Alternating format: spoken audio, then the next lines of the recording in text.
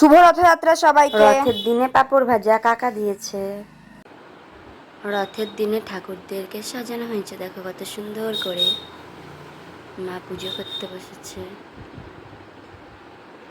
চলো রথ টানা যাক।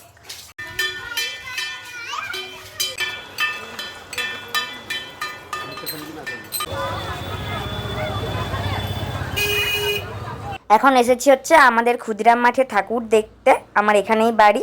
আর দেখো মন্দিরটা খুব সুন্দর করে করেছে, আর এই দিকটাতে হচ্ছে স্টল বসিয়েছে, আর এইখানে যজ্ঞ হবে, যজ্ঞকুণ্ডি এটা।